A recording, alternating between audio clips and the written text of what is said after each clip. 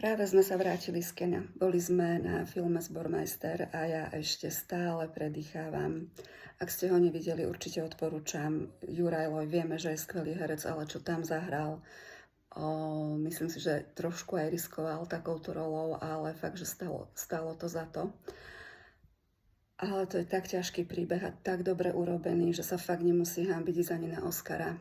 A naozaj je možno taký apel pre rodičov, fakt si všímať tie deti, ako sa cítia, či sa cítia bezpečne, rozprávať sa s nimi, pretože takéto veci sa dejú a koľko takých ľudí zostane nepotrestaných a koľko traum to spôsobí tým ľuďom potom do dospelosti, do dospelého života. Ja s tým pracujem, takže viem, kým si vôbec uvedomia, že čo sa stalo.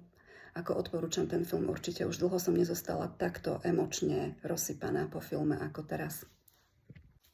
A samozrejme nemôžem opomenúť kvalitný herecký výkon neherečky, Katky, tej hlavnej postavy. Ako autenticky to zahrala a tak sa s ňou dokážete stotožniť, že je to neskutočné. Fakt, čo sa v tom takom tínedžerskom veku musí odohrávať v tom dievčati. Keď niekomu dospelému dôverujete, vzhľadáte k nemu, nejakým spôsobom ho obdivujete a on vás v podstate takto sklame, zraní, zradí. Veľmi silný príbeh naozaj. Ak ste ho videli, dajte mi vedieť, či sa vám páčil, čo si o ňom myslíte, alebo či sa naň chystáte. Môžeme sa potom o tom porozprávať. Krásny večer.